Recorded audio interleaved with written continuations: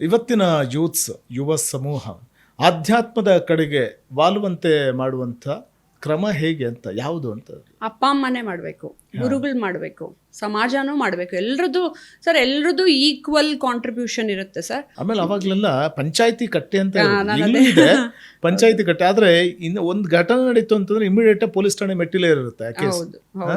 ಆಮೇಲೆ ಮನೇಲೇ ಇತ್ಯರ್ಥ ಮಾಡ್ಕೊಂಡು ನೋಡಿ, ಎಷ್ಟೋ ಜನ ಮಕ್ಕಳು ಮನೇಲೆ ಆತ್ಮಹತ್ಯೆ ಮಾಡ್ಕೊಳ್ತಾರೆ.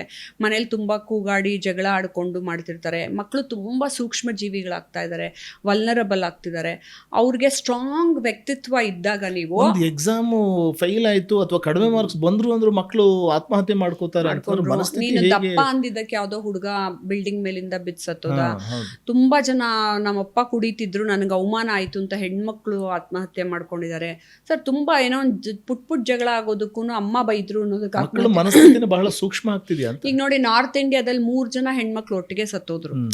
ಅಪ್ಪ ಬೈದ್ರು ಅಂತ ಒಬ್ಳು ಬಿಲ್ಡಿಂಗ್ ಇಂದ ಬಿದ್ಲು, ಅವಳನ್ನ ಕಾಪಾಡಕ್ 3 ಜನ ಸತ್ತೋದ್ರು.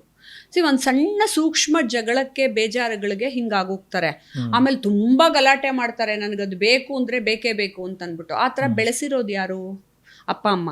ಸೊ ಮೊದಲಿಂದಾನೇ ಅದನ್ನು ತಿದ್ದುತ್ತಾ ಬರಬೇಕು. ಮೊದಲಿಂದಾನೇ ಅವ್ರಿಗೆ ಹಳೆ ಕಾಲದಲ್ಲಿ ನಮಗೆಲ್ಲ ಶಿಕ್ಷೆ ಕೊಡೋರು. ಈವನ್ ಶಾಲೆಗಳಿಗೆ ಹೋದರೆ ಕಿವಿ ಹಿಂಗೆ ಹಿಡ್ಕೊಂಡು ಕೂತ್ಕೋ, ಕಾಲಿಂಗ್ ಇಟ್ಕೊಂಡು ನಿಂತ್ಕೋ, ನಿನ್ನ ಕ್ಲಾಸ್ ರೂಮಲ್ಲಿ. ಆಮೇಲೆ ಅವಮಾನಗಳನ್ನು ಚಿಕ್ಕ ವಯಸ್ಸಿಂದಾನೇ ಅನುಭವಿಸಬೇಕು.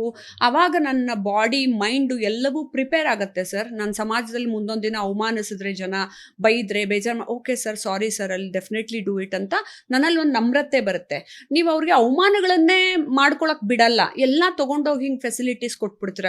ಏನ್ರಿ ನಮ್ಮ ಮಗುಗ್ ನೀವು ಬೈತೀರಾ ಅಂತ. ಆಕ್ಚುಲಿ ಬೈಯಕ್ ಬಿಡಬೇಕು ಸಮಾಜದಲ್ಲಿ. ಆಮೇಲೆ ನಾವೇ ಹೇಳ್ಕೊಟ್ಟಾದ್ರೂ ಬೈಸಿಸ್ಬೇಕು.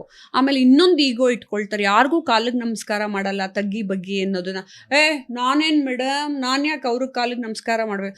ಇದೆಲ್ಲ ನೀನೇನು ಕಾಲಿಗೆ ನಮಸ್ಕಾರ ಮಾಡಿದ್ರೆ ನೀನೇನು ಕೆಳಗಿನ ಲೆವೆಲ್ಗೆ ಹೋಗಲ್ಲ. ಆದರೆ ನಮ್ರತೆ ಮತ್ತು ಒಂದು ವ್ಯಕ್ತಿತ್ವವನ್ನು ರೂಪಿಸಕ್ಕೆ ನನ್ನಲ್ಲಿರುವ ಈಗೋ ಸಪ್ರೆಸ್ ಆಗಲೇಬೇಕು. ಈಗೋನ ಕೆಳಗಿಳಿಸ್ಕೋಬೇಕು. ಇದನ್ನು ತಂದೆ ತಾಯಿನೇ ಬೇರಲ್ಲಿ ಅದನ್ನು ಹೇಳ್ಕೊಡ್ಬೇಕು. ಇನ್ನೊಂದು ಗುರುಗಳ ಕರ್ತವ್ಯ ಇದೆಲ್ಲ.